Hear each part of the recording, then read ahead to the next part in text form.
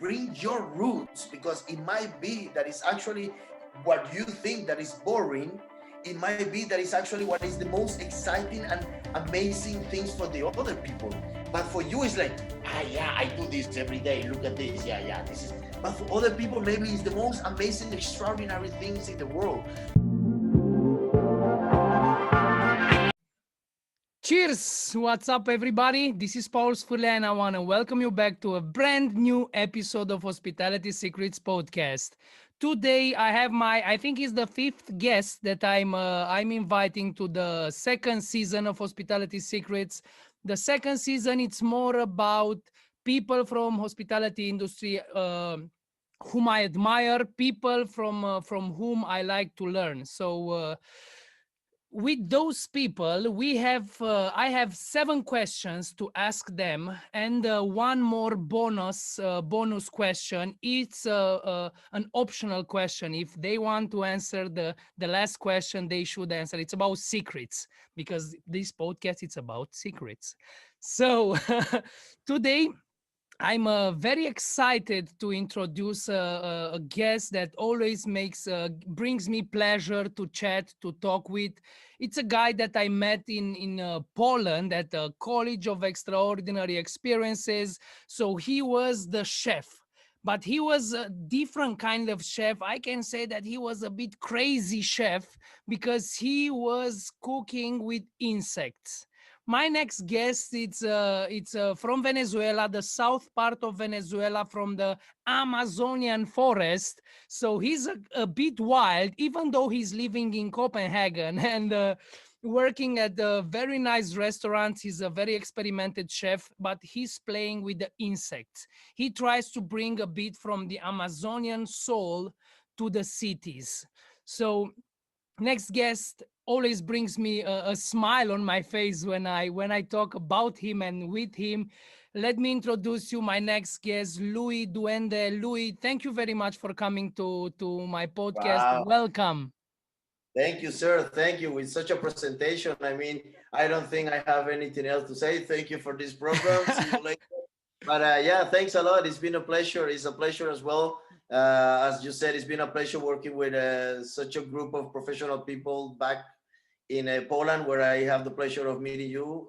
And thank you for having me here, bro. Let me share with the listeners, because in the castle we were there for 3 or 4 days, I think, and for 4 days everybody didn't eat. So the participants didn't eat meat, they ate only insects, and Louis was the insect master. So I ate insects in all the all the situations. I ate for the breakfast insects, I had the main insects, I had even desserts. You had like the lolly hoopers, like as a Yeah, the dessert. lollipops, exactly. Yes. So it was And that. That's why I yeah. introduced him as a bit crazy chef, because he's playing with the insects. I was mind blown, Louis, for about what you did there, and congratulations for that. Thank you, thank you. I think the same as you did, and the same as the rest of the group that we were there through those 4 days. I think the most important was, as the whole meaning of this podcast, it was to be and serve in this hospitality. So I think that was amazing. It was super professional, and for me, it's super new, because where I come from is like you said, it's completely wild. And then when I meet you guys, like like super ninjas, I get like wow. But at the same time, it's good because it's like kind of this fusion of energies. It's that kind of synergy between a lot of people that they don't know each other, but then when you see as you're professional and start to work each other, it's like an amazing click. And that was an amazing experience as well, bro. It was nice, and what impressed me most about Louis was the passion and the energy that he was putting in every single thing he was doing. Even if there were a few days when he was alone in the kitchen, but he was so passionate. It was like he was on the stage, but he was alone in the kitchen doing his craft. I like No, and that it's very much. amazing being in the kitchen in a castle, in a medieval castle, with a lot of people. Well, in that moment, in the mornings, because I'm a very morning guy, in the mornings it was crazy, because I went in and I speak a couple languages, but when I went in, it was like 5 or 6 of these babushkas that they are not good as a chef, but they know how to do their things. And the way of, again, the way of communicating with them, the way of establishing a relation. So without words, they could understand how they could help you to, for me to give you guys, or to give the whole people, as we were doing, to give an experience that was super challenging, because it was Polish, and not only Polish, because many people, Polish, Germans, Romanians, they speak a lot of English, but when they are like all girls and all people, it's so difficult. It was to communicate. But in the end, because everybody was focused on giving a good product and a good service, and everybody was having fun, actually, it was super fucking awesome, And bro. we were delivering extraordinary experiences. And Man, one of the things, I'm very sorry that I'm already starting to talk, but one of the things that blew my mind, of course, I was doing with my insects, you know, okay, this is the insect for this, I'm gonna grade this, I'm gonna make some molecular gastronomy with these grasshoppers. And then I remember 4 of you guys coming with a batch of many bags of different syrups in a vacuum machine, and they were like kilos and kilos and kilos and liters, and everything organized with names and everything, so much colors. And I was like, wow, that was, I already started to having an experience as, fuck, this is gonna be so fucking cool, man. So that actually gave me like the green light to, okay, these guys are blowing mine, so go for it. And then that's gonna be, hopefully that's gonna be a magnetism, that's gonna help to do the best things, you know. So and yes, and and Jacek.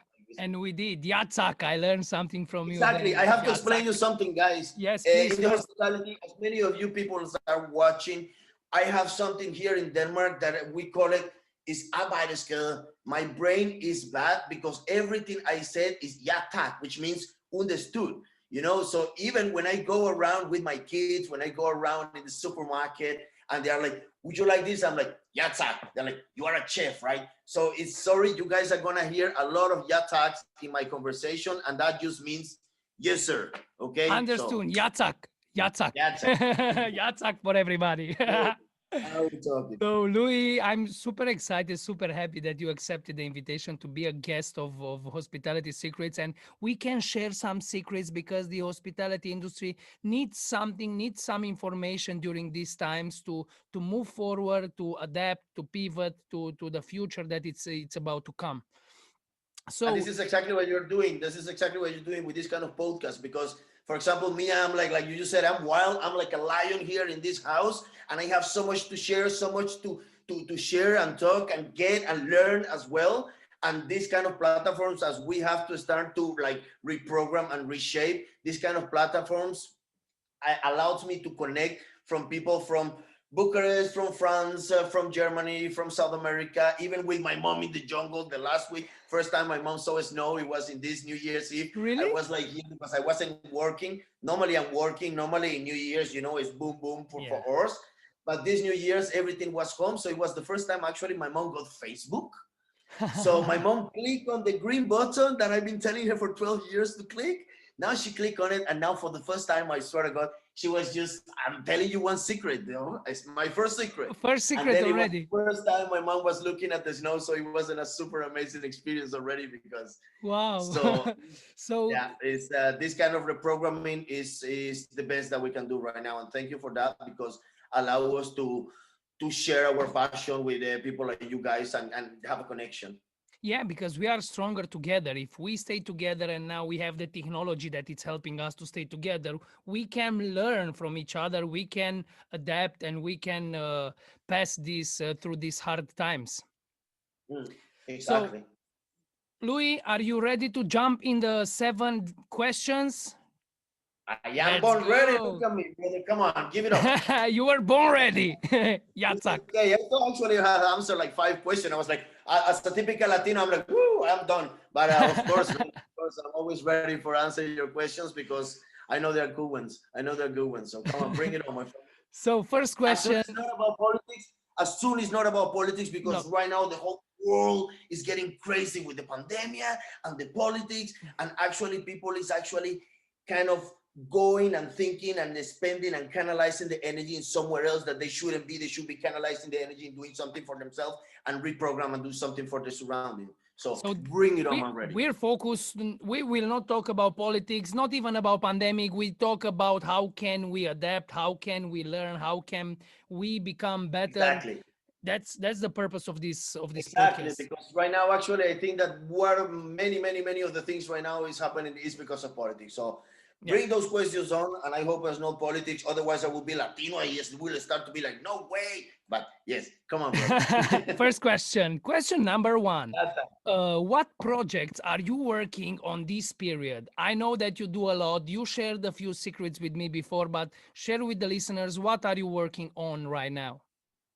well, as the same as you, as it's not like a project I'm working on, but the projects are working me out. So because of the whole, yeah, exactly, because of the situation, I have been in the need of reprogram first the lion energy of the animal here in the apartment, and second, all the way that I was doing business with, because with all this pandemic and all these things, it started to kind of like close down and put in standby many of the projects that I was already like giving birth and planting and putting water into it. So basically, the basic project is, if I would say, besides my name, Lui Duende, my project is, let's call it a lifestyle. And my lifestyle is called Jungla. You know, Jungle. because everybody tells me, bro, you cannot change your way to be, your tattoos, your crazy ways. You know, you look like an albino monkey, kind of like. So why you don't? So why you know? It's like, and exactly, my place is not just a restaurant. It's not just a workshop or whatever else I do, but it's a jungler. And right now, what I'm trying to do, and it's super difficult, is to change the format of the personally jungler into an online jungler. So what I'm trying to canalize that is like the branches that I am trying to develop of the tree of the jungler is just trying to first, I am doing something like maybe like exactly what you're doing with this podcast is something like I'm doing gastronomic consultant, which is like many people in different places now, they need to kind of like reprogram not only mental, physically, and spiritually, but now logistically. Now they need to reprogram the logistic of the restaurants. Now they need to do so many things that we in the hospitality we're more, maybe we are a little bit more aware than the normal people and guests and business people. So what I'm doing is the online gastronomy consultant, which is, for example, right now I'm doing it, of course, only in Denmark because it's the reprogramming part. But the idea was to do it abroad, Romania, South America, Costa Rica, and try to go abroad because I think that to create a conscience is not just about having a passport, a visa, or a different kind of like a kind of like permissions to get into the place, but it's also about different places. It's just adapting what they have it in. Yeah. So I will say that the gastronomic consultant is one of them. And then I'm trying to kind of like try to kind of like canalize my food, and I'm trying to make a line of products of superfood and products because again, and without making, the hospitality is the main thing here and not the pandemic, but right now it's still related. So because of that, I'm trying to get some kind of alternative food alternative first for this one, because the pandemic, if you know, is many, of course, is many ideas of how this was created, but one of them is because people is eating so many animals, so many different things that they are not really legal balance, they don't really been studied about it. And that's why this pandemic, because they're looking for food. So it's about like using the knowledge, using the skills that we have, and that thanks God and Europe, I have started to learn a little bit about it and trying to make a line of products to try to put online and in the supermarket of superfood and macrobiotic food. So if the apocalyptic and of the things that the Virgencita de Margarita that we call there in South America really happening, then I will have a bunch of products and a bunch of powders like an astronaut for everybody to be able of still being fit and trying to fit themselves, and at the same time try to reprogram and try to plant and try to get what you have from your same local things. So I'm trying to create Nice. a line of edible products, you know, like you mentioned before, the lolly hopper, and some powders, some superfood powders, some moringa, acai, some seaweed as well, trying to mix that and try to make just like again in the mornings, two spoons of that in your juice, in your cocktail, in your drink, making a little mix there as superfood. And that's what I'm trying to do as much, I would say, in the hospitality. Besides that, We will have to make a podcast like for 3 hours. Just to say what you are doing. Yeah. But before I will ask you what you are doing, because you said to me something interesting that I'm really liked. But before, can you share a bit where, if the listeners want to find some of your work for the gastronomy consultant, do you have a online platform where they can follow, they can see a bit with Yeah, your work or contact?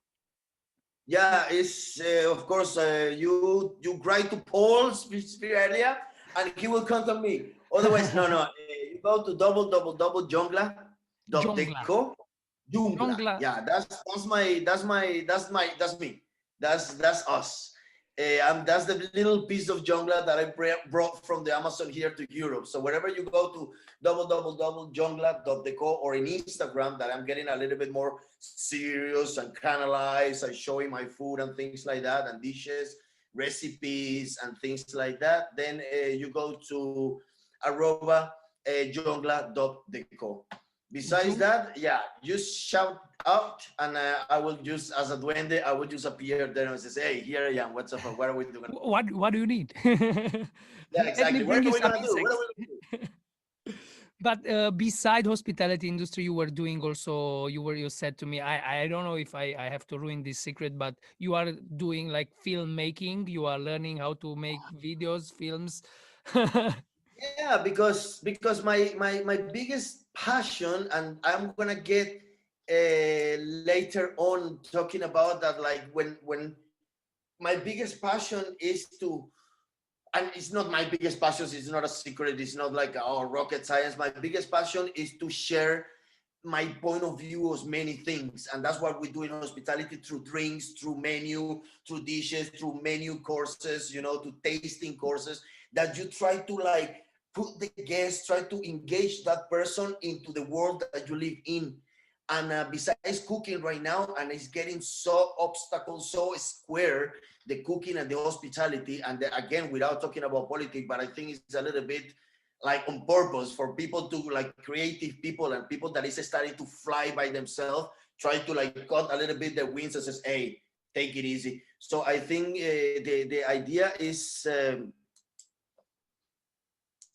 I now I just got, again, I just got politic, and I just got the whole You got emotional from the yeah, the politics. whole Yeah, yeah, emotions.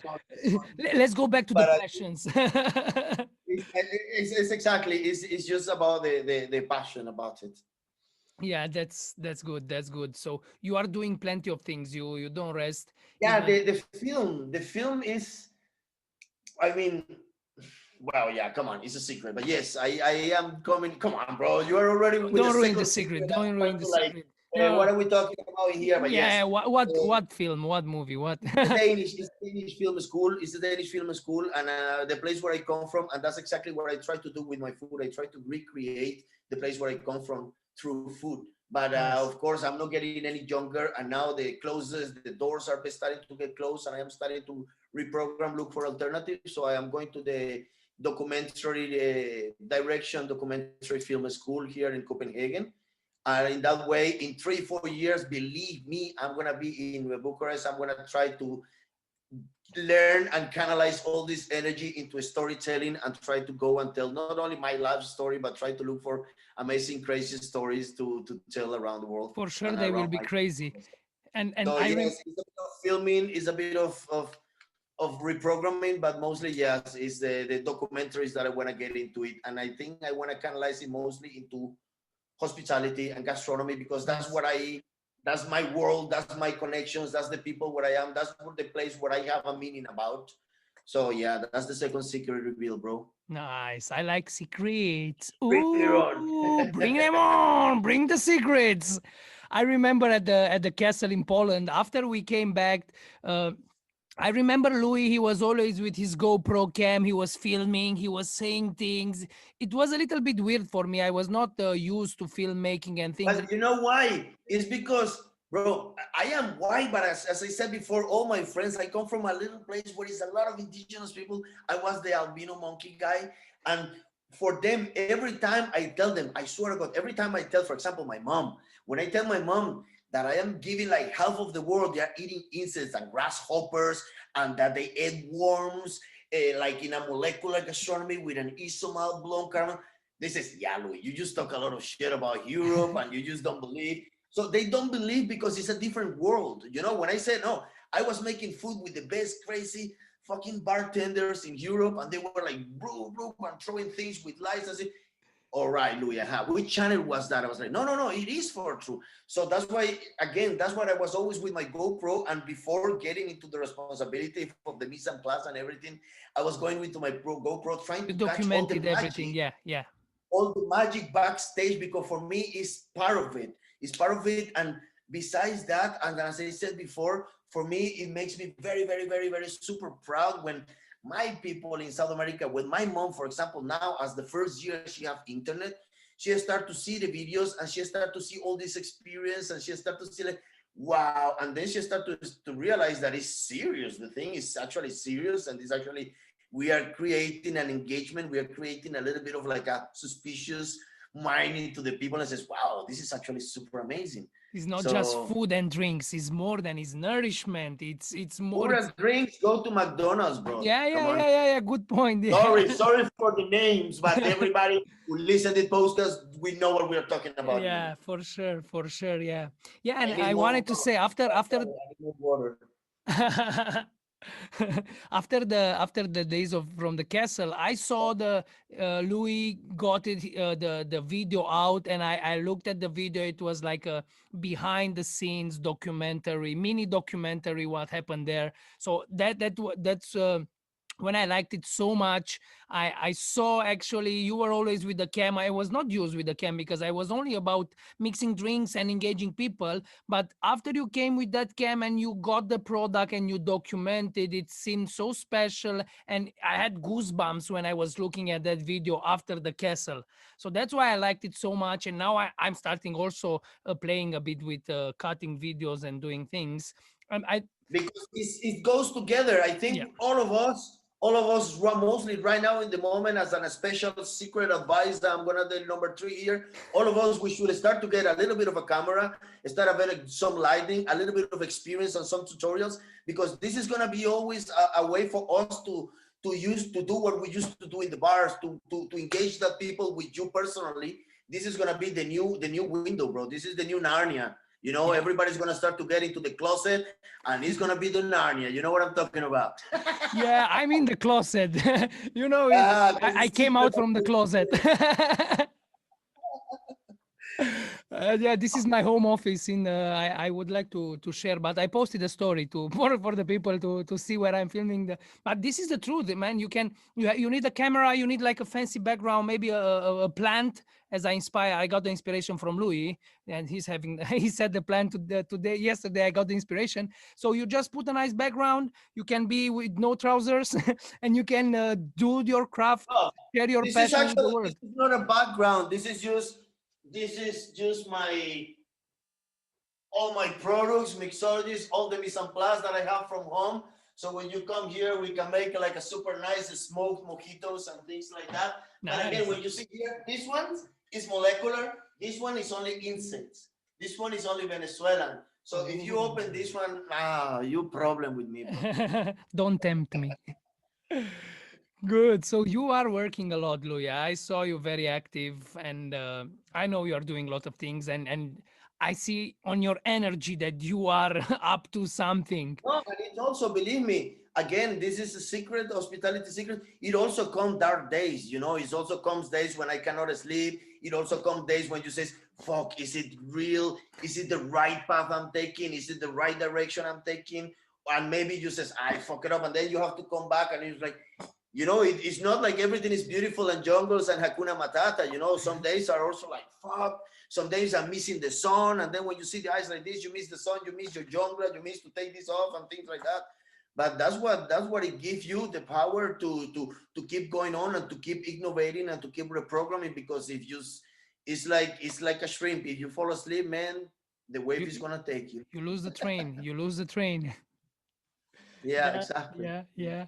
So we need to hustle is what I like to say. During these times, even now that it's harder, now that it's hard, we need to hustle. We need to go hard because we will lose the train if not.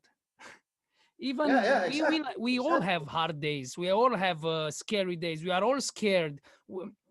We don't know what's happening. We don't know what will gonna be, but we need to have faith, and we need to put the work and do the thing that we need to do, because And keep we the fire on. Keep the keep the fire on, because fire on, keep the fire if on. that gets low and if that gets weak, then it's more difficult for you to like reintegrate in whatever comes tomorrow, whatever mutates tomorrow too, you know. Yeah, yeah, yeah.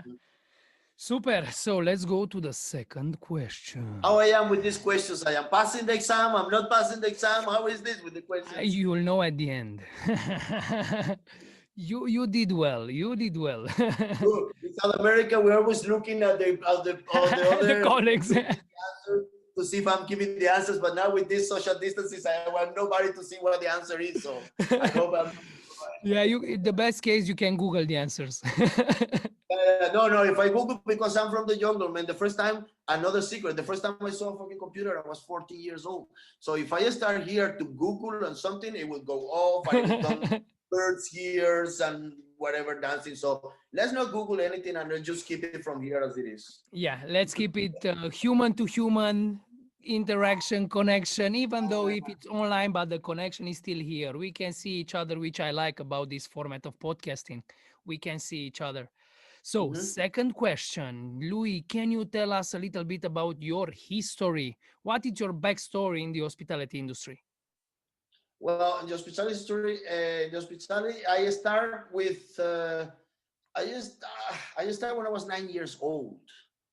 You know, when I was 9 years old, because I come from, again, I come from Venezuela, the south part where the Angel Falls is, and the Canaima National Park, which is like, I think is like the fifth of the six biggest national park in the world. So many tourists, they go in there, and they go there exactly backpacking. Australians, Germans, Romanian, French people, Danish, they go there backpacking like wow. And suddenly they see this little blonde monkey in the middle of the jungle with the mom just watering the orchids, and they're like, wow, we've been walking here for 2 months to reach here, and then you are here living here. And I'm like, yes, I'm taking care of this goat and blah blah blah blah. So they were like, wow, super impressed. And there is where actually my hospitality career started, because they wanted to look for these amazing mountains, spiritual mountains that I didn't know until they came from, because it was in the backyard of my house. You know, so I was like, sure, yes, I know that mystic mountain. Come, I take you. So there is again, and that's what for me, I think in a way it is. Then is when I start to have this kind of relationship between a guest that suddenly came to my place and me as a host giving the best out of it and trying to like, hey man, come on, show it. So I went there, and since then I started to work with the tourism and taking everybody who was coming there, taking them all over the mountains and waterfalls that it was around where I came from in the Canaima National Park. Of course, through that, I start to work the one tour, the person start to become and bring his friend and bring the other friend, and suddenly there were like 25 people.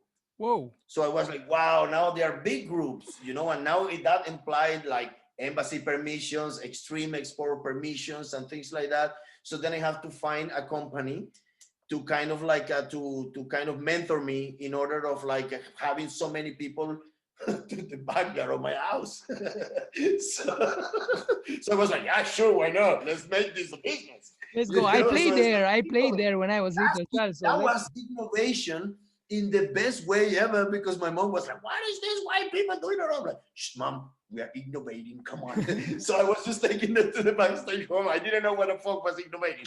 But in that sense, then of course this group started to grow up, and then I started to realize that the place where I came from, it was an amazing place.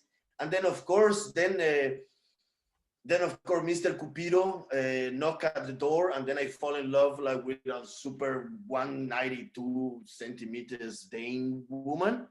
And then I was like, wow, she's very beautiful to climb. I want to climb. And then she says, well, that's a beautiful souvenir. So she brought me home here to Denmark, and then we came here, and that's been 21 years ago. But 6, 7 years ago, I had like part of the story is like I was never a chef. Again, I was just an extreme tour guide, paragliding, mountain bike, but I have the knowledge of how to make rice and chicken for 20 people, you know. So in then I came here to Denmark, and then one of the guys asked me, man, why you don't become a chef? And then since then I became a chef. Thanks the opportunity, I've been traveling some a couple places like Norway and Italy and Spain, working in a couple Michelin places. And it's not because I really liked it, because I start to realize that Michelins are becoming like a fancy McDonald's. Sorry for this. I'm gonna get many haters, but you know, it's becoming like, come on, guys, let's give a little bit more feeling. Let's give an experience, of course, an experience, and let's just. It's a name, yes, it's a name. But if you lose the star, no worries. Come on, we get up again. So I've been working in some Michelins. I've been working in canteens, street food, which I really like as well, making workshops. And since then, since the Michelin's restaurants, I would say that my perception of life just changed a little bit. And then I just been kind of like shifting my style, and let's say it's like that, and my cooking styles and so on.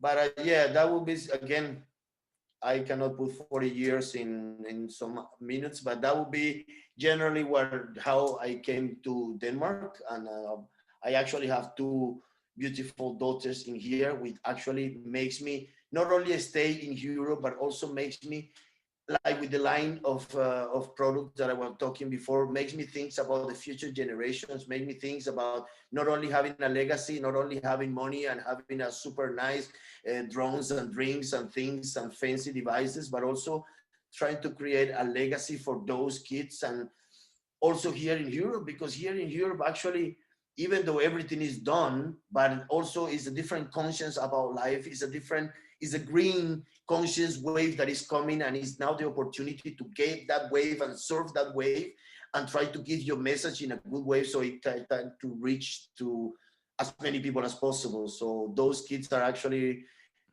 those amazing, beautiful girls are actually one of the batteries of what my story is in a Are white keeping up page, the and it's fire. starting to write today. They are Yes, keeping up yeah, the that's the fire. fire, believe me, that's the That's the battery. fire.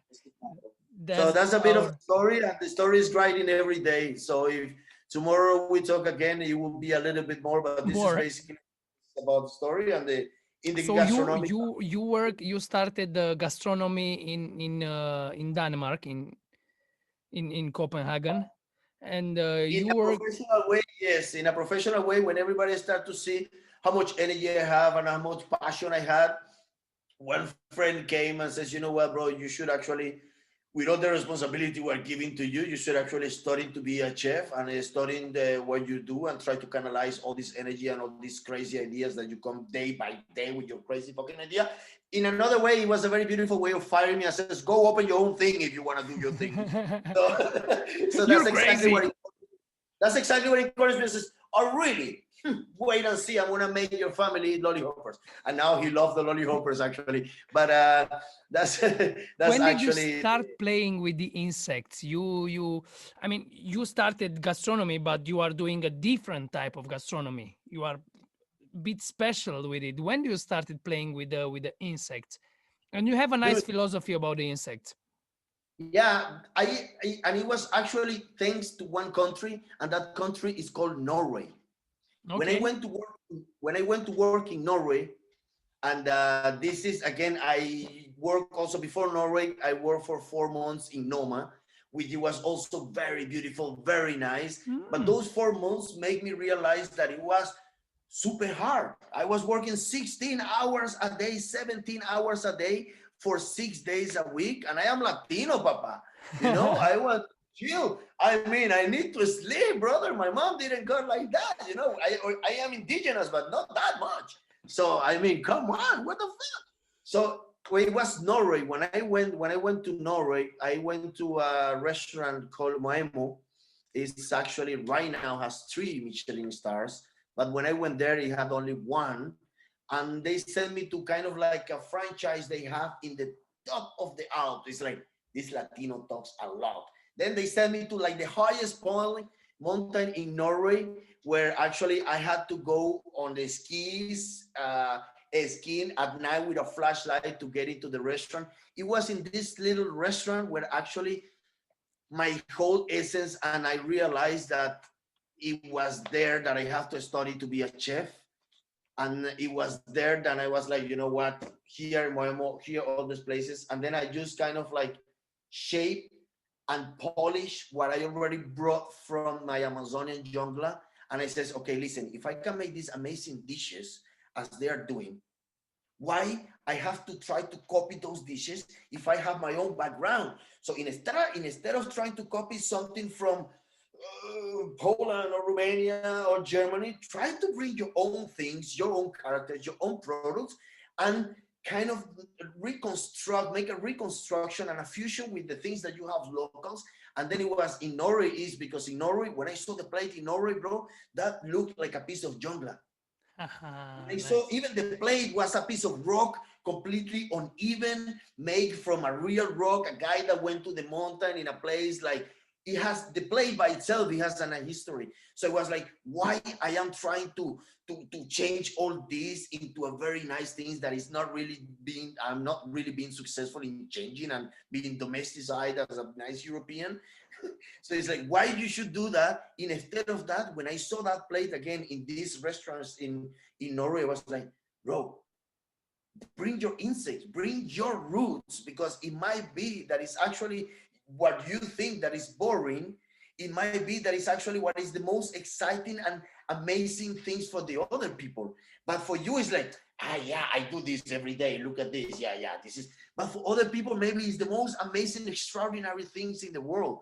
So then when it was like, okay, you know what? I'm gonna use that techniques. I'm gonna use that look, but I'm not gonna use elk. I'm not gonna use this weird Nordic animals. I'm gonna bring my animals. So in my animals, we use a lot of acai, a lot of guarana, a lot of pound insects and worms and So whatever it flies. you were using insects from your childhood. I mean, that's the Yeah, where it when I started. grew up, it's like when we get here cornflakes or things. When I grew up, I got a bowl like this side full of insects, and I didn't know why.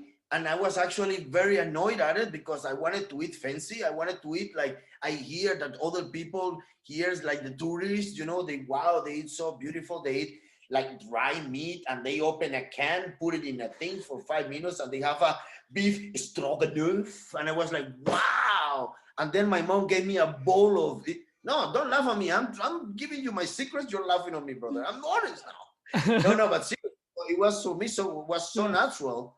But I didn't know the meaning of it. My mom says, eat it because this is what we need to eat. This is what is going to give you the power, even though you are like 165. That's what is going to give you the power to go to the farm and plan exactly what we need to make our cycle and here in our habitat.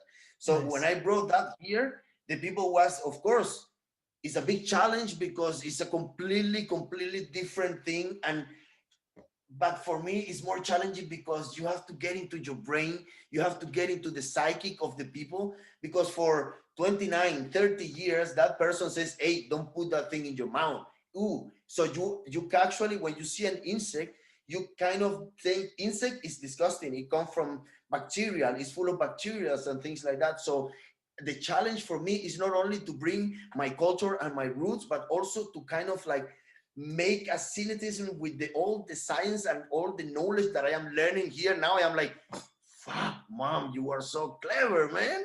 And she was like, whoosh, eat this insects. I was like, whoa, now I understand. I was like, oh, now I understand why I had to eat those insects. And when I am putting all these names in here, and when I see all the fusions, then is when I start to think that is an amazing, for me is an amazing alternative, because of course we just need to make it sustainable, and that's been my big challenge right now. Because as I was saying before with the insects, it's not about going outside and picking up cockroaches and crickets and things like that, because you don't know what those insects were feeding from. So these insects I'm talking about is, and now again, this is what I'm learning now back home. Yes, why? Because you don't have civilization, you don't have pollution, you don't have drugs, you don't have any kind of, it's like a natural bacterial. So it's kind of your immune system kind of make a balance, an osmosis with that, and then it works. But in here it's different because the insects is been mutated, it's been eating things that they shouldn't eat, Hmm. plastic, Yeah. metal, things, garbage, cigarettes, and things like that. So it's not the right things to just go around super wild. Now I'm learning that after a couple kind of food poison. No, no, no. But now I'm learning that. So the point is that is like the insects, besides being the challenge, is also trying to engage also the people who is in, how I said, these people who got the power to change the rules of the food and the hospitality service. Those people who got the power, they also need to consider and be aware that we need to reprogram, we need to see what is local. So they need to actually to start to give also flexibility for us in order of, as soon as we go to the rules and as soon as we go into the let's call it like the restrictions and resources that we have, then it will be amazing. So this is actually one of my biggest challenge, because if I bring my grasshoppers that we were talking before, I have to bring it all from Thailand or from South America. But then when I create this amazing CO2 super friendly thing, then I'm kind of, it's like kind of ambivalent, because the sustainability that an insect is as an insect is not really helping with all this CO2 trail and all this export import and all these governmental sticks that are making my food completely worthless, even though it's one of the best foods in the market. So that is actually my biggest challenge, and my shout out right now in this moment of like, we have to actually start to flexibilize in order of getting the products that we have in here and start to get different alternative, And because still be sustainable. humanity is growing, and we are like animals. We need to drink, we need to eat, and if you don't give it the right alternative, it's our job. That's why we study for this. It's our job to what is happening here and try to get an alternative for them that is beautiful, that it looks good, but it's also nutrition and it's tasteful, you know. So Nice. this is what I'm trying to do with the insects, and it's difficult, but it's going. So I'm pretty when sure I'm gonna give it. you've been to Norway and you started playing with the insects in the Europe, how many years ago?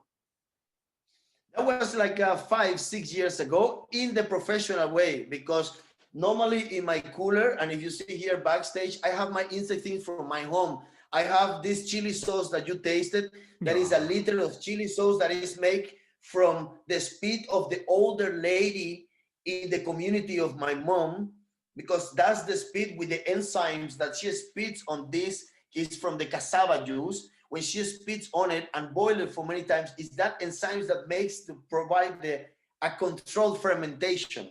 I'm getting deep because I'm with mixologists, but Wow. this is exactly Nice. what it does. So it's many things that since I am a kid, because it's like what I learned, this is what I have bringing with me since many years. But since 5 years ago is when I start to go to the public, because again, it's not only about giving a product, but it's also about giving the awareness, giving the story, and make Yep. them know that it's not only because I'm trying to catch a wave. Make them know that it's my revenge, because my mom made me eat many of them. So now it's my Everybody so should you eat know, it's some my alternative insects. of getting, is for me, it's like I have like a superpower, and I just want to give to everybody so they can have it. And I tasted So your that's exactly superpower, what I'm and those insects are fucking tasty. I can admit that I enjoy them. doing. I love them. 4 days I ate them.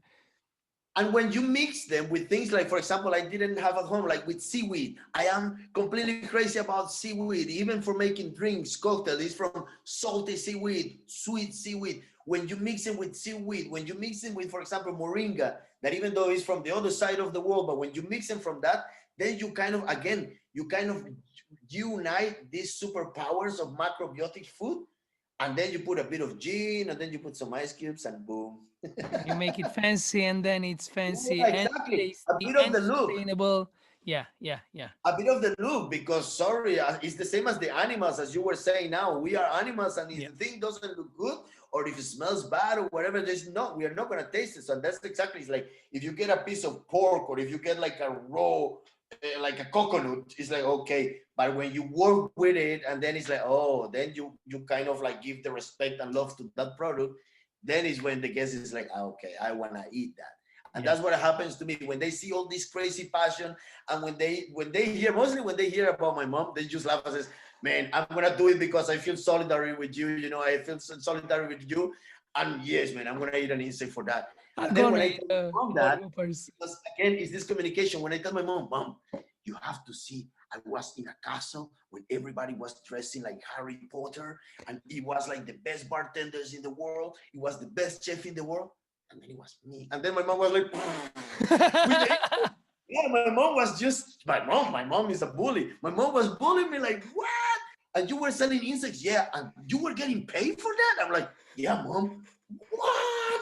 So again, it's not only about for me. It's not only about the challenge of trying to change the structure and trying to change the taste and trying to change that and still giving the same nutritious, but it's also a matter of proud, a matter of my It's a heart piece that of when I you. see people eating, but it's also not something because it's like I don't want to be nationalistic, but when it's something is healthy, you know, Mhm. when you see people eating healthy food, it's like wow, okay, my job is done in Yeah, yeah, and here. I think this is what That's chefs need to focus more, because chefs need to nourish people, not just give them something good to eat, but give them the food that will nourish them. It's healthy, it's sustainable, it's all the things, and I think no, that's and it's also, for part of example, hospitality.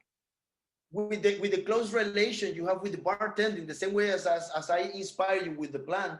But when I see, for example, the drinks, because the drink is a way more direct presentation to the guest. When you see the drinks and the guests and how that bartender or that floor manager or that runner is serving that food that you are already making, that makes you also realize that you can also shift and evolution so much in your food and make it so much sexier, you Mm, know, so that people get engaged and in a way like in love with that product you're giving to them. nice, nice. You transform it in an experience.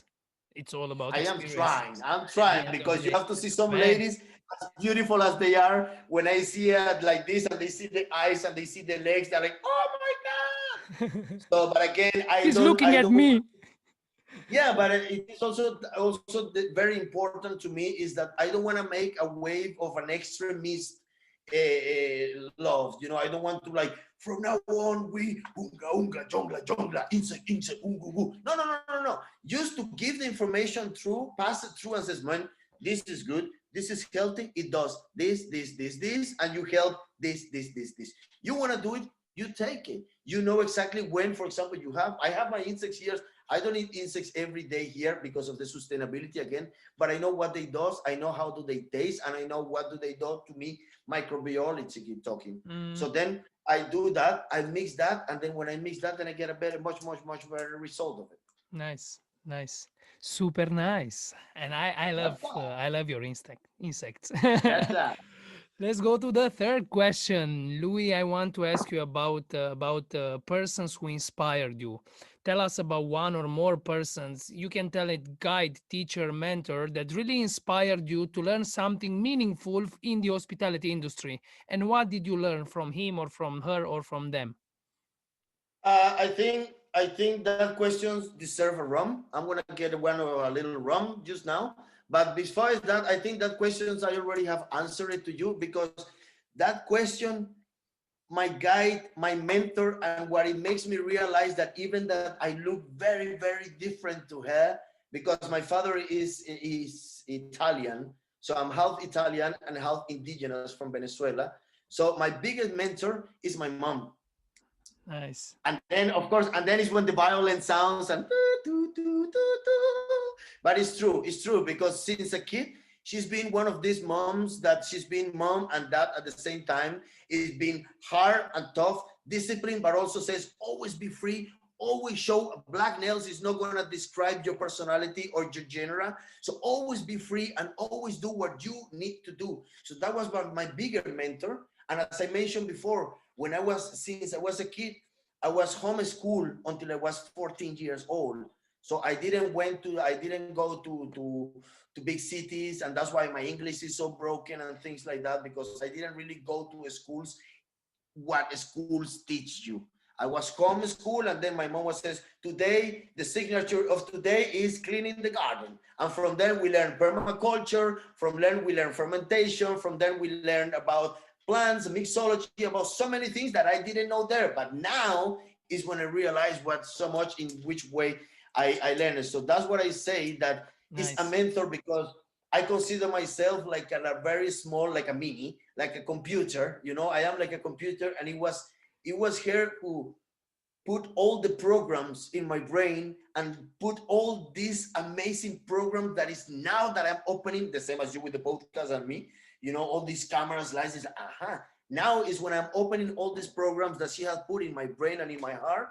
And now when I'm starting to use these programs is when I am starting to realize that, and this is what I am answering your question, is what I have learned from them, is that they start me to realize that canalizing these two, you are going to make from the hospitality, and this is the most important, is like, do whatever you do, even if it's again going and taking these crazy Australian people to your garden to teach your garden. You don't know why, but that's what they want to see if they travel for that.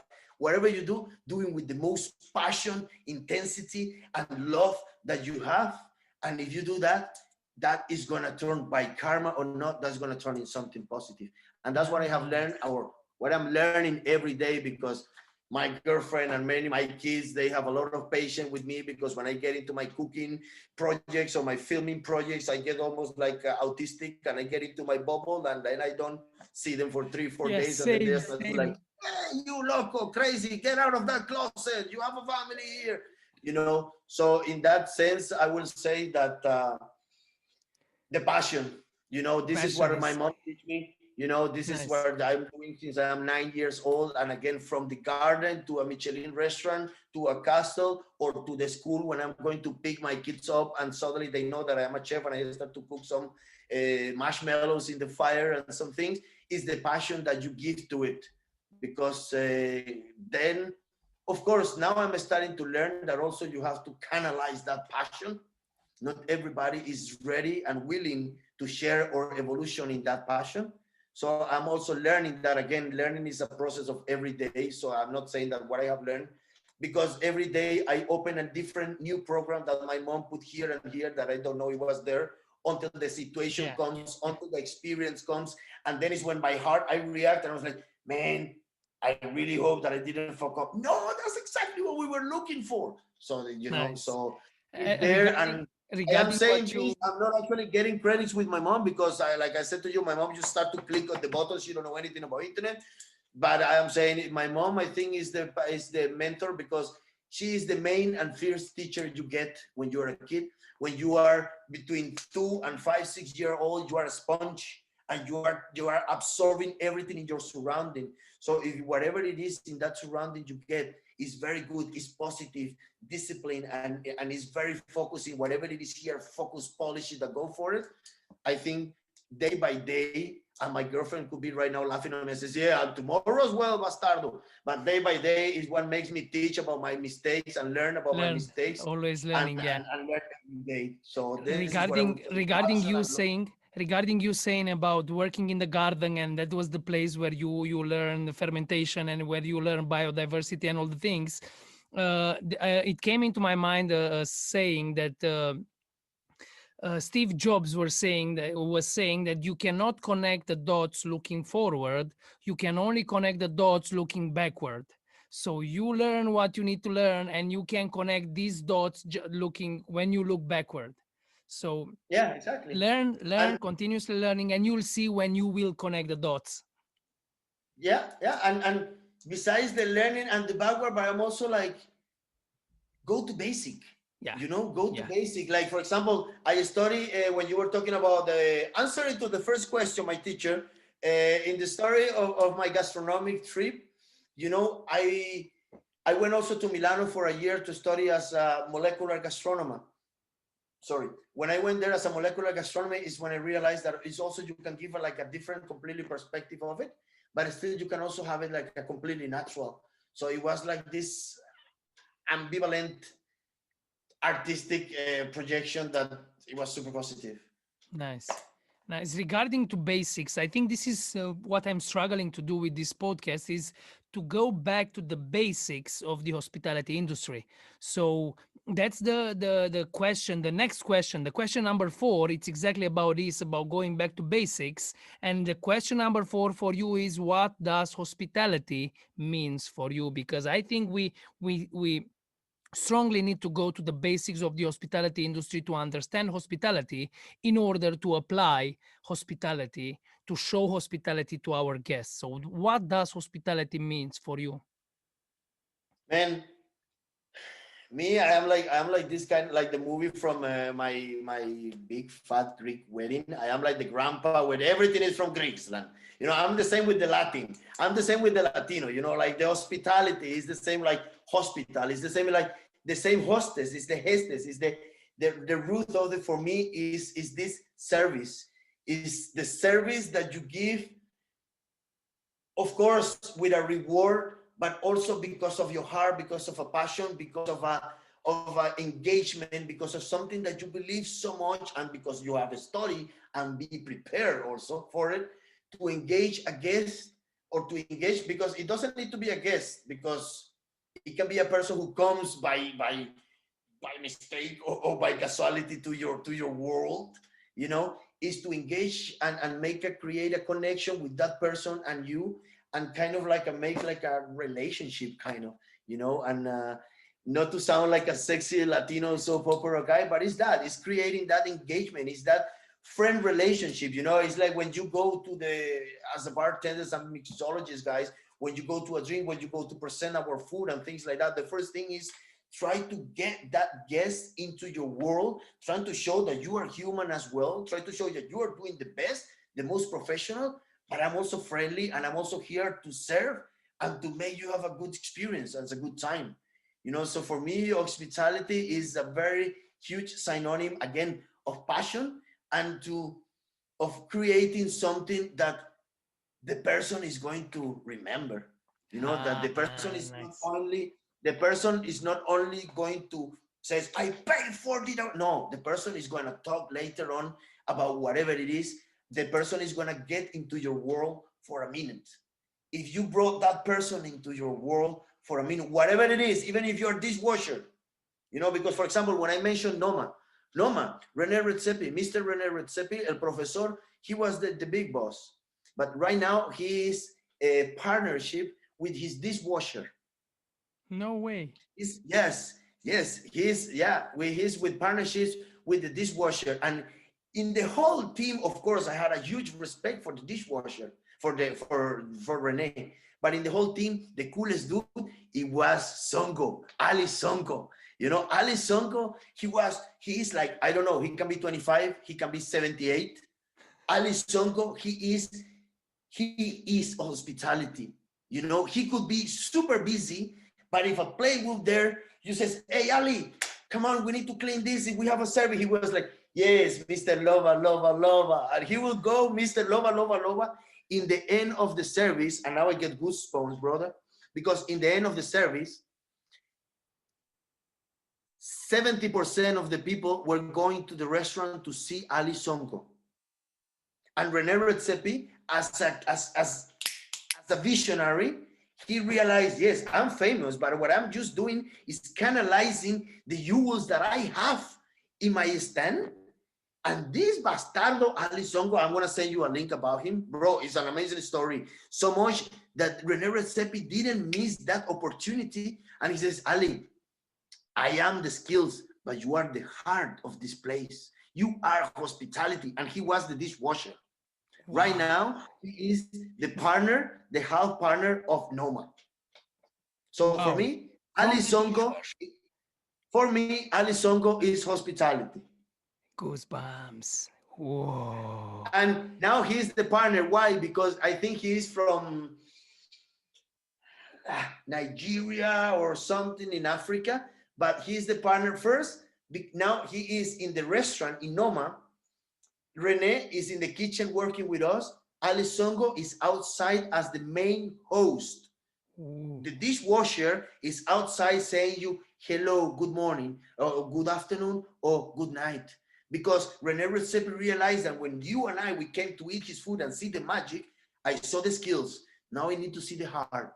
and people was walking through Ali to the whole kitchen, which is like 300 square meters, through the whole kitchen just to talk with Ali Sonko, you know. Nice. So for me, hospitality for everybody who is watching this, watch hospitality for me is Mr. Ali Songo from hospital from restaurant Noma. Nice, very nice. And He's an inspiration.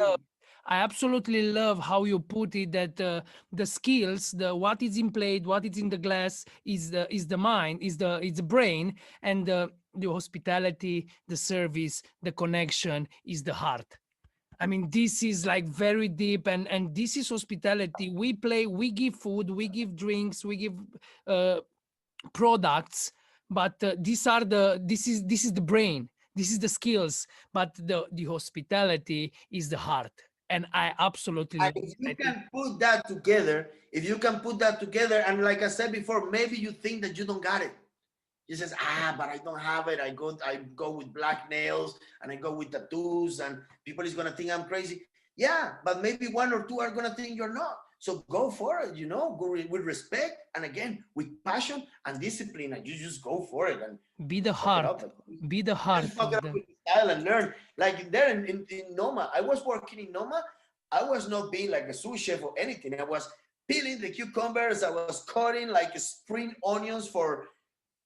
I don't like spring onions anymore, but I was doing things like that. But at the same time, I was open as a sponge. Like I was saying before, I was open as a sponge to see this kind of reaction, to see this kind of teaching that Rene, as a creative, as a visionary, he was putting himself, realizing and putting together and seeing, assimilating for later on to see how I can use it from my heart and my brain. How can I use that in future for future experiences? And like I said before, as I start the program, and it's something already like it's not even planned. The first thing, it was my dishwasher. When you talk about the castle, of course, I could have talked about you guys. I could have talked about Chef Gabriel Bucano. I could have talked about Chef Bogdan Van Divice. I could have talked about all of them, as George Sabin. I could have talked about all these guys. They are Romanian. They were like amazing people. But no, I talk about my dishwasher. I talk about the babushkas, because those ones, they didn't have the skills, but had the heart. they So had the we, hospitality. all the skills, we came like militants. We came like structure, and they were just there like the Duracell battery with heart and energy. And if you just canalize that, they were giving you way more than I am in love with all of them. And I never understood a word with what they said to me. But you felt their warmth, you felt their hospitality. And I think that this is important for the hospitality industry, because there are a lot of places where you go and you see magic in the plate, you see magic in the glass, you see the skill, you see the brain, you see the big brains in the room, but you do not feel the heart. And that's sad, because that's not hospitality industry. Hospitality, it's with the heart.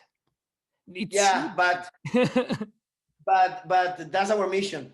Mm-hmm, That's our mm-hmm. mission, is to focus, not to focus in that, just to see that that's the point, to get through, to get over, and to again look always to your sides, because maybe the answer of that problem you are having, or the weakness, is just by your side, and you are not just seeing that that person in your side is what is going to complement what is missing in your sense of hospitality.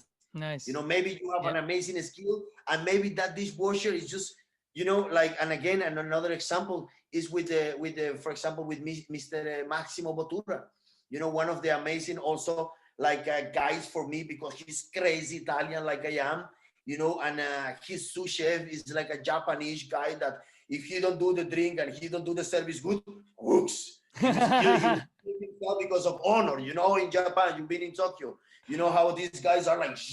So what he showed me, for example, with one of this iconic dishes is this. It was called "Oops, I dropped the tat." He was in the middle of the service, and he got this amazing, beautiful dessert that suddenly, of course, in a super hygienic place, the sous chef dropped. And when the sous chef dropped it, the sous chef was like to get the table to kill himself. And then this guy was like, no, no, no, no, wait a minute. As you said, go back to the simple. Go the most simple thing, and not just put the skills, but put the heart. The guy recreate that thing, and gave it to the guests. And that is actually, I think, what it gave the 3 Michelin star to Massimo Bottura in La Osteria Francescana with this, oops, I dropped the tart. So again, as Wow. you were saying, using the most simple things, using the innovating your creativity, and even again, what you think that is not going to be the best, go for it, because if you already Do have it the discipline and the structure, is going to work for it, bro. for sure. Nice. Very nice said. Nice, nice, nice. Good. So we have the heart is the hospitality. The mind is Teacher, the I'm gonna get, if you keep talking, I'm going here, I'm gonna get water, just 2 seconds. put some water to warm your throat. We'll go to the fifth question. I hope Louis you can Uh-huh. you can hear good. So the Yeah, yeah, fifth yeah, question completely. would be the what are some big lessons for life, I like to call them, that you learned from the hospitality industry? Because hospitality is teaching us, all of us, maybe it's teaching us the heart, but what did you learn in the hospitality industry and you applied in your day-to-day life? Everything. Nice. Good. Everything, because Good. again, as I said, with Ali Songo in Noma, he is hospitality.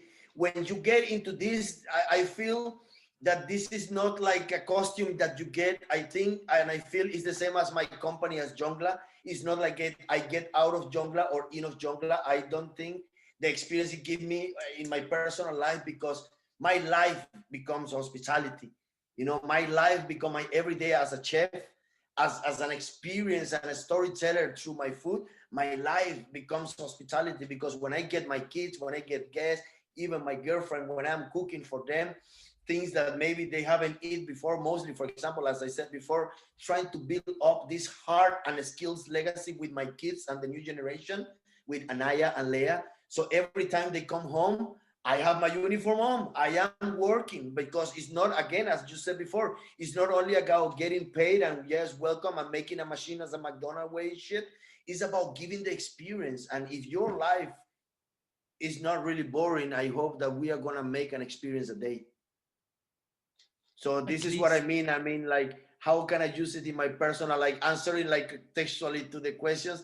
Literally in my life, I use it every day, because it's, again, is this engagement, is this service. Today I went out filming in my documentary, and then when I meet with the rest of the team, automatically we were filming, we are doing a documentary, but one brought a piece of sausage, the other one brought some bread, the other one tomatoes, because they knew that I was going to make something. And then I just started to pick up. I was like, dude, come on, I'm filming. No, I know you're gonna make some food and thing. So I put my mask, my gloves. I was like, I know you have a knife in your backpack and you have your set of like mandolin and thermomixers and shit. And then they all brought, because again, it's my everyday is happening.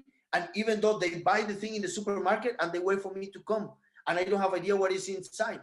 So when I see it and when I look at them and I see this is okay, what they need right now is a nice, warm, super cool soup. Or like, for example, with this one, then I open, I super nice. I didn't do anything. Like you said, I just put them on and make it sexy. And they were like, wow, thanks a lot. It's such a much pre-production in this job. Now we want to keep filming and shooting with you. I'm like, I just put the things that you guys brought together. It was So again, just putting them together.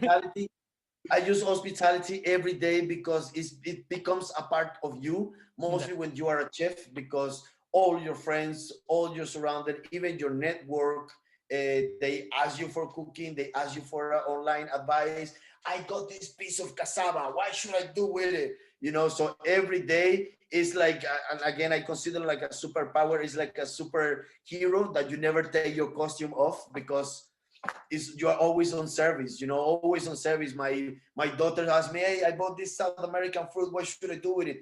Put it in water, let it there, then you boil it, then you filter, then you drink it, then it's good for your livers, it's good for your kidneys, and a lot of medicinal plants and medicinal. So every day actually I use hospitality Nice. for in my life, brother. So hospitality, it's a way of life. For me, it is a way of life. And the day that you don't see hospitality as a way of life, get the fuck out of there and go and make a fucking baking courses, or go something and become like a web designer. Because hospitality is a way of life, again, because of the amount of heart and brain you put it on it, because of the amount of hours you are on it, you give half of your life in it. You know, At least. the time that where everybody, your kids, your wife, your friends are free is the time you're working, because it's you who are creating the experience for those people who are free, and now they really want to enjoy the free time, because that is what is becoming more value now. It's the time that I have, so I really need to go to this guy. So for us, it has to be a wave of life. It's not you are on time. Don't wait until you are 41 to think about that. Get a fuck out of there and go and get a dog and go walk dogs in the park or something. Because Do something hospitality else. is a way of life. Now, this connects very well to the next question. To the sixth question is regarding genuine hospitality, because as you said, if you're not doing these things, if hospitality is not a way of life for you, you are not supposed to work in the hospitality industry. But what advice can you give to the listeners so they can offer genuine hospitality to their guests? Because I think that's a big thing. How can we offer from the heart that type of hospitality? I will say that the only advice that I give, or not even advice, but is the first, like when I make my mise en place, and when we, all of us, we make the structure in, okay, what are we gonna do in here before going to the product, before going to think, is about creating an experience. Again, creating a moment when you make that person, you, I transport that person to the Amazonian jungle. If I do that for 30 seconds, that's my advice. You know, the experience is all. The experience is everything. If you make that person for 30 seconds, make a trip to your world, whatever that freaky, bizarre world it is. If that person came to your world for 30 seconds, that it is. So my advice for everybody, it is, brother, put passion on it, and the experience you are going to create with whatever you are doing, from a drink to an experience to a host to a dish to a meal to whatever it is, it has to be the experience that you engage, and that person, even if it's a trauma, but that person is not gonna forget you. So the experience you give, I think, is all, Nice, everything. nice. So to make it, so offer the hospitality experience, and that makes the person perceive as a genuine, because you actually brought that person into your own world, even for 30 seconds. And Good. again, and like I was saying before, when this how you call it, this epiphany I got in Norway, it's like, don't try to change the person you are, just try to structure and canalize and fusion with the needs that the guest is having, you know, Mm-hmm. just that. Because sometimes in trying to copy other things, you go all your life trying to be the best copy of Paul. You're never going to be as good as Paul because he's unique. Try to be the best copy of Louis Letzi, and that's going to be the best you can do. Boom. Yatzak. Yatzak, Yatzak. The only advantage I like this, because I relate to this a lot, because I'm talking a lot with the bartenders on this subject. When I started in the competitions, uh, at the beginning I was inspiring from Ariane Becchi, from Denis Zopi. I was copying the moves, and I was investing a lot of time and energy to copy, to be a good copy of somebody else. And at Your some moves point, are going to be the best, Papa. yes, this is what I realized. At some point I realized that the only advantage that you have, and not the other persons are not having, nobody from the world is not having the advantage that you have, it's you being yourself. That's the only advantage that you are having. And the thing with the smile, with the, actually the mistakes that I did it, I transformed them in my own character, in my own moves, in my own self, being myself, and trying to express my own personality. And I like thinking about that. Actually, the mistakes are who are defining us and makes us authentically. If we do not. And for me, the mistake just make me less stupid. But exactly, it just keeps shaping you. Says, "Hey, don't go there, go there, go there," and keeping you the authenticity until you kind of shape where you just really Yeah, are. yeah, Exactly. yeah. And at some point, when you are continue being yourself, and being yourself, even if you suck, even if nobody follows you, you're just being yourself. At some point somebody will start following you, will start copying you, will start trying to be like you, because you're so authentic, you're so genuine, and you're so cool. Yeah, of course. And I will say it right now, as one of the questions you mentioned before, and I am learning from this as well, is that, of course, also that, but being a little bit open. And this I'm learning also now, because I consider myself the Mowgli of the insects. But now coming here, I have realized there is a lot of very good biologists that also they really know about it. And it's not about like, yes, of course, you're very cool, you're good, you're original, but being open to see, to learn, and to listen to somebody else, For sure, and to yeah, listen yeah. to other people, and to kind of like, what we do is like make a reduction out of that, put all that in the blender, not just blindly following that, but be a little bit of aware where also people tells you, even though you have your path and your direction, but also be a bit of aware where you happen, like for example, like this I realized with Rene Redzepi and then Alisongo. Be aware of what is happening around you, because at the same time you can learn a lot of that, and you can reshape and polish even more that superpower you already have. Nice. Yeah, yeah, yeah. It's the only way you can develop your power, just by learning. I mean, it's like having an empty cup. If you have a Because full cup, no liquid goes inside. If the cup is empty, so if you keep your cup empty, lot of info can come, but still you can still keep yourself, still being yourself, but you are just learning, and keep your perception open to learn from everybody. no, and that happened to me even like, well, before all this pandemic was, but we were in something that it was called Copenhagen Bog Festival, and it's a festival that is only about bugs and edible insects and entomophagy and things like that. That is actually growing a lot in here in Copenhagen and in the Nordic countries. And actually, I was very arrogant in the sense of thinking that because I ate insects since I was 9 years old, no one else knew anything more about insects than I did. And in that sense, I suddenly saw like guys that here are relatively famous here in Copenhagen in the order of the entomophagy, and they are super super interested in this wave. And when I saw them doing their things, I was like, you see, shut up and learn, because you don't know nothing, my brother. You don't know nothing. You think you know so much, and look how he's doing that. Look what he's doing. You are already with your worms, and he's already transforming it into powders. So shut up, don't be so arrogant, and learn from him. And I was like, wow, this Norwegian guy is gonna teach me how to eat South American insects. Yeah, Okay, yeah, I yeah. will have to open myself and learn. And now when he gave me the program, now I go back and I can use that program for something else than what I have there, and you see And for you much you you better. adopt that program on your own personality. You're not just copying. The idea of learning is not copy paste. You're not just copying and pasting. You, as you said, you No, take the you gotta info, see you how you take the use it for info. yourself, Yeah, because yeah, you have yeah. to use it for yourself. Because if you are watching, for example, me going with a leather jacket that is for minus 20 degrees, and then you want to copy that because you want to look as cool as me. Yeah, but you live in Costa Rica where it's 38 degrees. That leather jacket for making the drinks is not gonna make you cool, brother.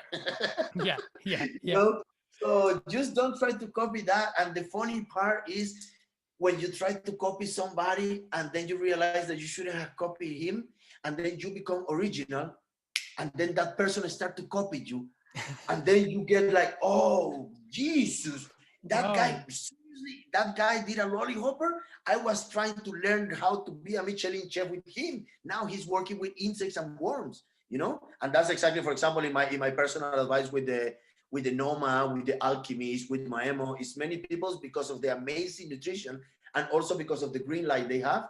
They're working with insects, when before they were telling me like, insects, bro, we go with the Nordic. And now it's been this wave of new Nordic that is adapting what you have with the new skills and the old skills. So Nice, that's super nice. cool. It's just keeping the lights on and keeping learning like a sponge, because always there's going to be something that is going to make you more integral and more strong in whatever it is the path you are taking now in here in this branch of hospitality. Super nice. Thank you. Thank you for sharing. Great. It's I it's don't want empty to be a already. sponsor, but It's empty. The this glass, it's empty. diplomatic water is super good. Two more questions, just two more questions. Talking about Yeah. genuine hospitality, I would like to go to a more sensitive subject in the hospitality industry, which is absolutely crucial for the hospitality industry. And that subject is money. And I think we should talk about money related to hospitality because hospitality it's a business. And the question that I have for you is how can we ethically monetize our genuine hospitality? You have to. I'm Latino, brother. You have to erase the ethically, and then we talking. No. Oh, such a good commercial. I'm doing for South America.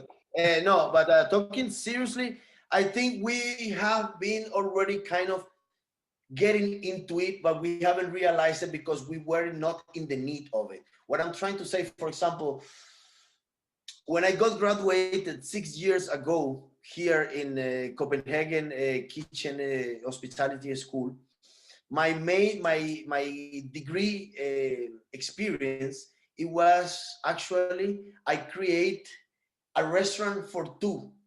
I create a restaurant for two people, and I created in the bunker. And in the bunker, I created in the bunker because in that place, every time they will come, the restaurant was called Senses. So then you go a little bit where I'm going to. So when the people were coming into this place, I will have to take their telephone, their office. I will have to plug them off from the Babylon and bring them into my world. You know, when I brought them into my world, giving the only thing that I knew how to do, it was now I put them in the capsule. Now I give them an experience. If it was a mint cocktail, I was giving mint. They were blindfolded, so they were never seeing what it was and where they were. So I invite them to one location and I transport them in a taxi that I went around. All this story is that I'm just telling you that I create a unique experience for two people. And in that, my vision was that in the future, we are not going to pay for the food.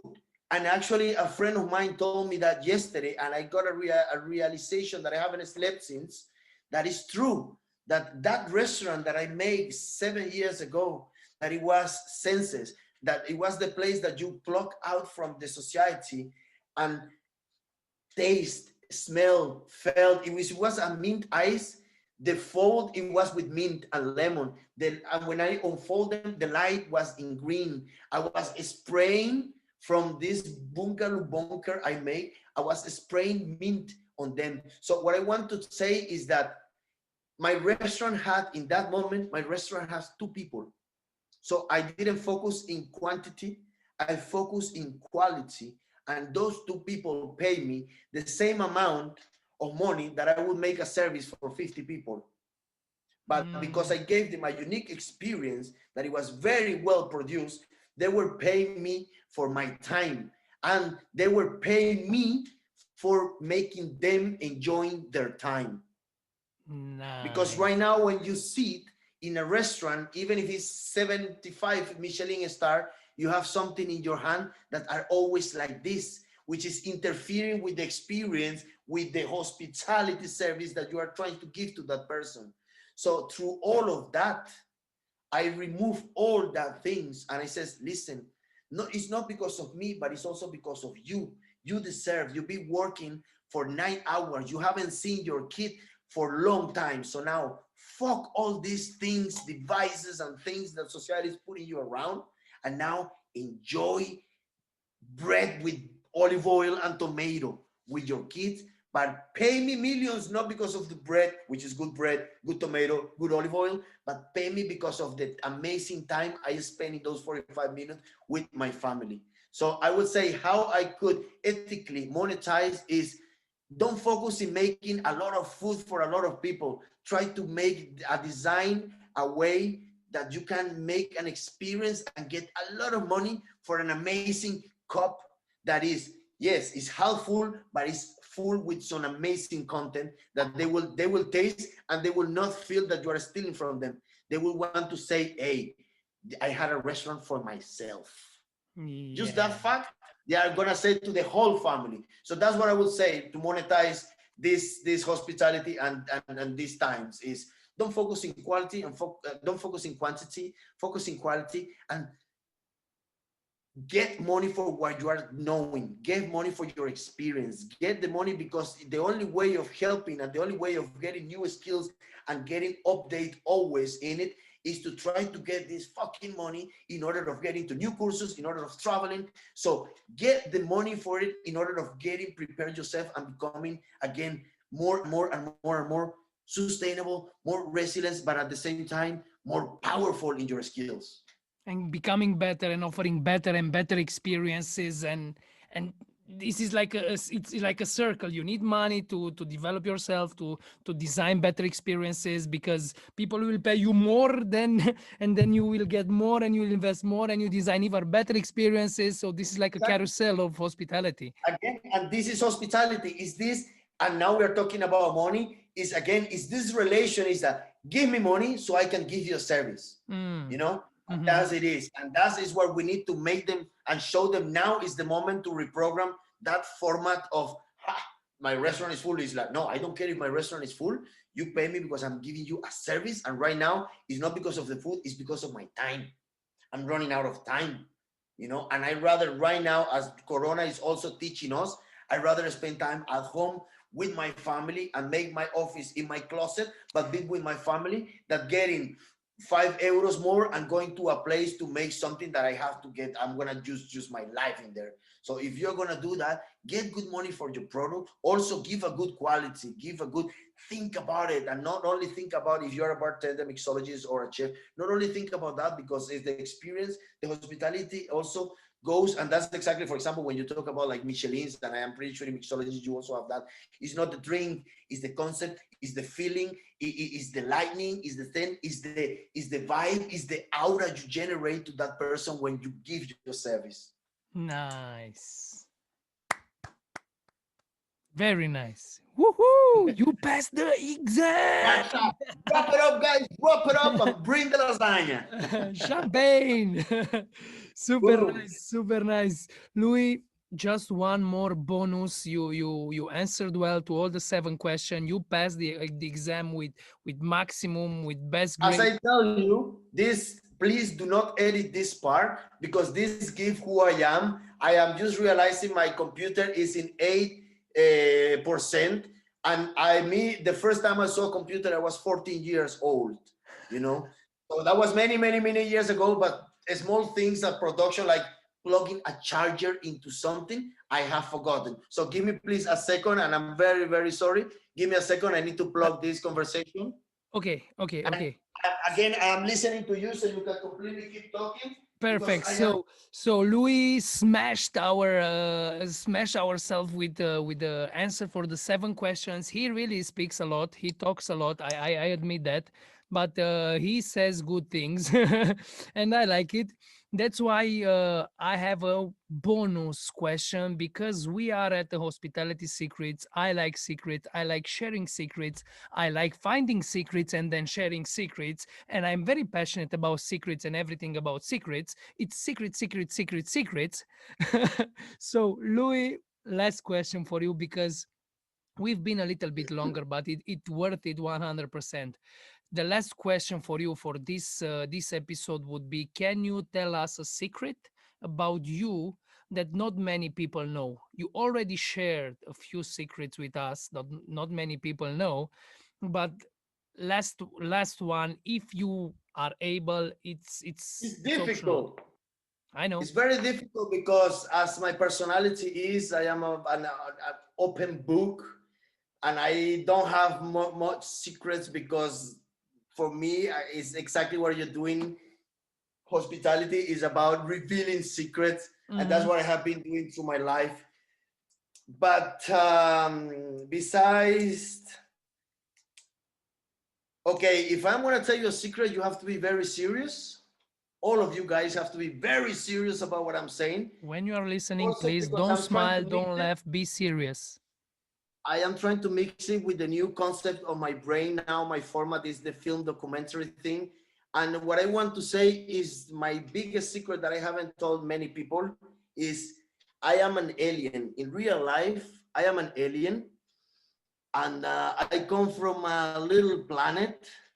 It's called Electra. It's in Pleiades.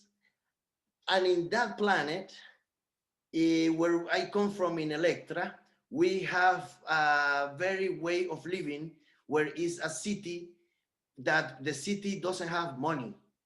The city is without money because everybody in the city don't work for money, but they work for the experiences. So in this city where I come from, in these stars, in the Pleiades, in Electra, you can Google it, so you can see I'm not lying to you. In this city, everybody has respect for what they do. Everybody has respect for each other, even respect for what they eat. If it's going to be insects, if it's going to be worms, if it's going to be meat, everybody has respect for what they eat. If they have to kill an animal, they will kill it and they will have respect and do the best from it. So in that place where I come from, everybody respect each other, love each other, and they have developed something through the years. We have developed something that is called the sense of solidarity, the sense of union, and the sense of community, the sense of working all together to get the same result. Wow, nice secret. It's my top favorite secret, and I will edit and I will cut this part and I will put this part on the internet because I absolutely like it. With the video, with everything, Louis, I chapeau, even man. took my mask. You Yeah, see, I yeah, show you my real me. You can see my ears and my yeah. antenna. So You're alien. that's that's what we do there, and that's That's our actually secret. in that planet is a hospitality planet, and that's how we live. It's a city with not money but experiences. Nice. Can I visit your planet? I like it. I think For more information, please go to www.jogna.deco and then we will Jogla, talk. jogla.com. If you want to find Louis Hermano, work, right now, I Jogla. think in these moments, and getting a bit more long with the story, is like in this moment, I think everybody has that possibility and that power of going to that star and going to that planet and realizing and reprogram that this is the time to get together, to co-create, to give respect for what we do and what we reserve. Because if we don't change that format right now, I don't really actually know what the fuck we're gonna do. And I know that it's like that's not secret. Exactly. That's what I'm saying. I'm an alien because Nice. nobody is aware of it, and we come to this country, to this world, to make the people aware about that. So that's our work. Thank you very much, Louis. Thank you. Thank You, you. man. Woo! I hope I passed the exam. You passed the exam. If you listened to this podcast, please give a round of applause to the Louis.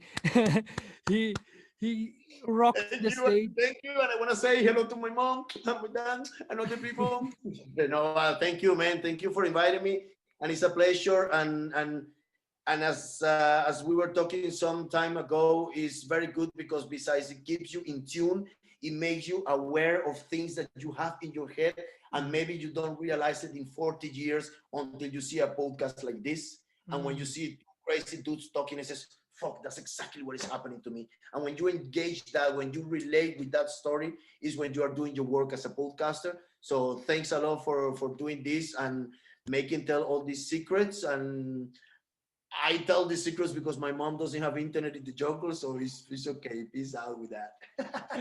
Louis, I want to thank you very, very much for being a guest of this podcast. Man, I No, really man. Thank appreciate it. you. Thank you Anytime, very brother. much. So Thank that you, was bro. it. That was it for today. Thank you, Luis, for being the guest for today. For the listeners, thank you for being staying together with us. It was a bit longer than 1 hour, but I hope it's worth it. I hope it's helpful. I hope it makes a click in your mind to see hospitality in a slightly different way, to learn something new about hospitality, because at the end of the day, the purpose of this podcast is to help the listeners to organize memorable hospitality experiences to their guests in such a way that the guests are happy, the staff is happy, and the owners and the investors are happy. That's the Yeah, purpose of this Yatzak. That's the purpose of this podcast. Thank you very much for listening. If you are enjoying these episodes, you can listen this podcast on any platform. You can listen on Spotify, Apple Podcasts, Google Podcasts, Pocket Casts. I don't know. I don't even know the platforms. There are a lot of platforms, but you can just follow my stories, follow my page, Power Spherlia, and you can be up to date to where we are releasing this podcast. Every single week will be a new episode with a new guest. So don't lose the next guest for the next week. That's it for today. I hope it's useful. Power Spherlia here. Thank you very much for listening. Cheers. Thank you very much for listening. Cheers.